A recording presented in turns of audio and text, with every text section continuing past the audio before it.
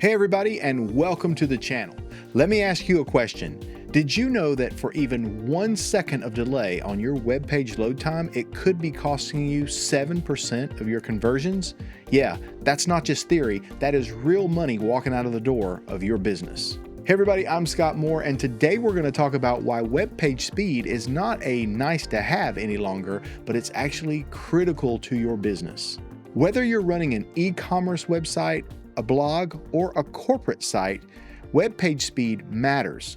It directly impacts 3 major areas, and that includes your Google search rankings, your conversions, and ultimately your revenue. By the end of this video, you're going to understand exactly why web page speed matters. We'll look at some real use cases with some actual revenue attached to them. And I'm going to show you how to use a tool called Debug Bear where you can monitor your website and you never have to deal with slow web pages again. Stay tuned till the end because I'm going to give you some exact steps that you can follow and get rid of a lot of low-hanging fruit to speed up your website today. Let's talk about the numbers that matter most to your bottom line, because when we're talking about web page speed, time really is money. A great place to look up some real-world case studies is the WPO Stats website. That's WPOstats.com. And there you will find many businesses who made these changes to make their website faster and saw great results. Let's take a look at one of those right now. Look at SpeedSense. In this perfect example, SpeedSense worked with an e-commerce company to improve their site performance on a re-platform. By making the website faster, they got a 7.6% increase in site-wide conversions. That may not sound big until you realize that translates into about $6 million in additional revenue. But it gets better. Mobile transactions increased by nearly 30%, and the sales per session jumped by 16%. Take Swappie. They reduced their load time by 23% and saw a 42% increase in mobile revenue and a 10 percentage point increase in relative mobile conversions. These aren't small improvements, these are business-changing results. So why does this happen? Research consistently shows that for every 100 milliseconds that you can reduce a web page, especially around e-commerce, that can equate to a 1% increase in revenue. It's also a little bit of psychology. People these days actually have a shorter attention span than ever. I can remember years ago, there used to be the 8-second rule for web pages, but now that time is reduced to 3 seconds. And for mobile users, they're even more impatient. Studies show that anything over 2 seconds and they start abandoning your site. And think about your own browser history. If you're sitting there waiting, and if you're on a mobile device, you're normally on a worse connection than you would be at home anyway. So what do? Do you wait for that page to load with the spinning wheel, or do you go back, or do you hit refresh? I know I get frustrated easier these days as well. And these days, mobile users are making up the majority of purchases on e-commerce sites, so it's important to make sure they have a great experience. And let's talk a little bit about how speed affects your search visibility, because if people can't find your site, your speed is irrelevant. Google has been crystal clear about the fact that page speed has been a critical factor of ranking since 2010. And it's not just about the desktop anymore. With mobile-first indexing, your mobile web page speed becomes a primary factor that Google considers. In 2021, Google doubled down on this with their Core Web Vital metrics, meaning that specific speed metrics like largest contentful paint and cumulative layout shift have become part of their ranking algorithm. These aren't just technical metrics, they're measurements of real-world experience. And here's a concrete example of that. Ingram Micro focused on the total blocking time for their site, and as they reduced it, they saw a 35% increase in organic traffic. And that means people are finding their site through a regular search without having to pay for ads. So it's a win-win. Here's what's important to understand. Web page speed affects your ranking both directly and indirectly. Directly, yes, Google's algorithm does consider speed important.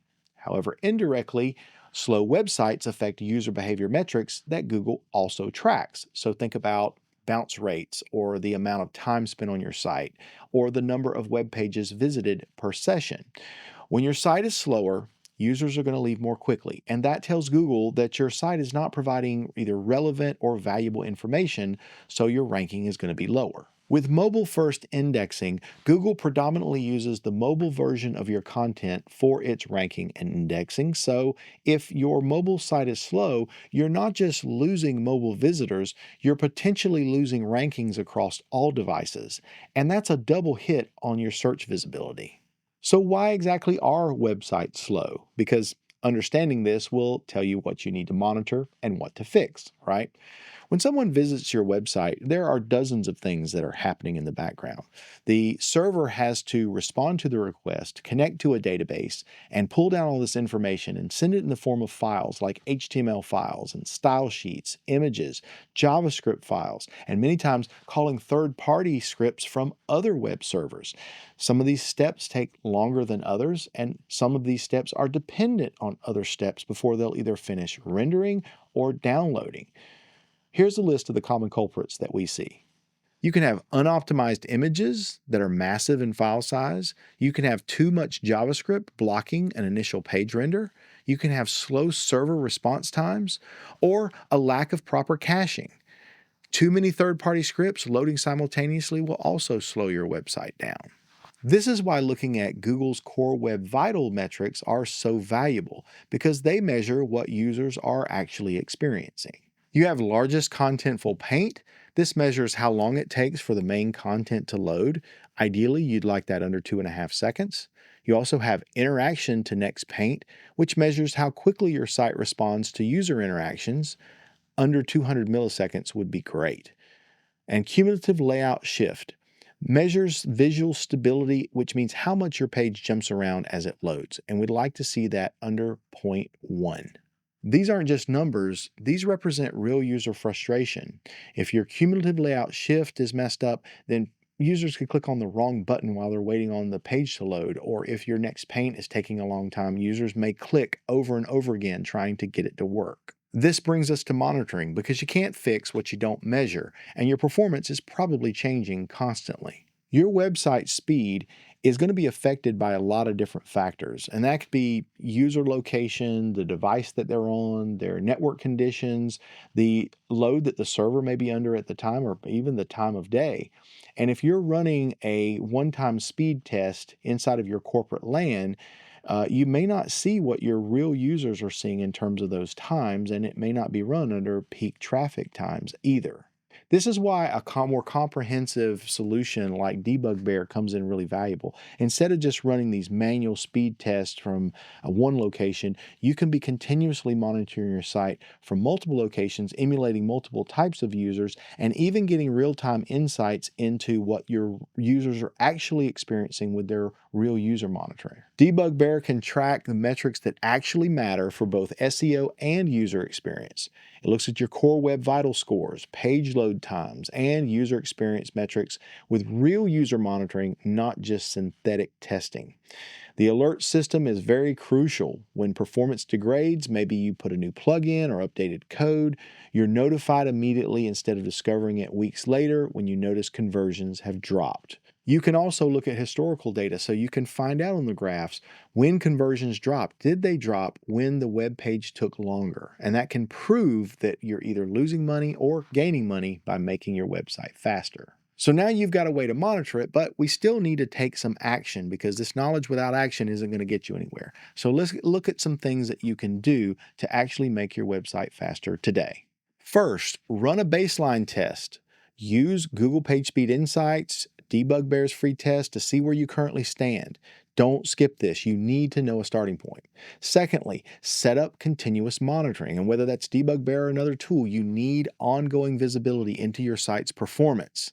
And third, tackle the quick wins first. Usually that means optimizing images, enabling compression, setting up proper caching, or adding a CDN.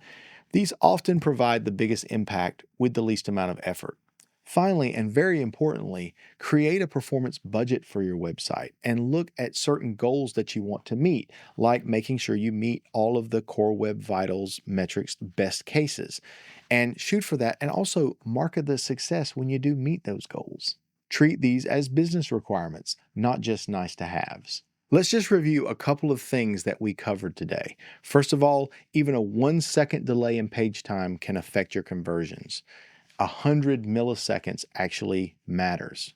Mobile devices are more important than ever and can affect your rankings for even all devices. And if you're trying to market this to somebody to prove to them that you need to make these changes, you have sites like WPO Stats and many other studies that show that speed matters.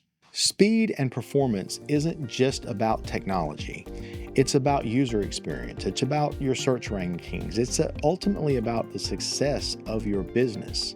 So consider that today. If you found this video valuable, maybe hit the like button, subscribe, and watch some of our other videos on how to make your website more performant than ever.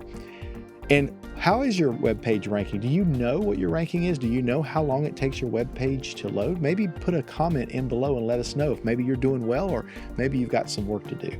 Thanks for watching, and we'll see you in the next video.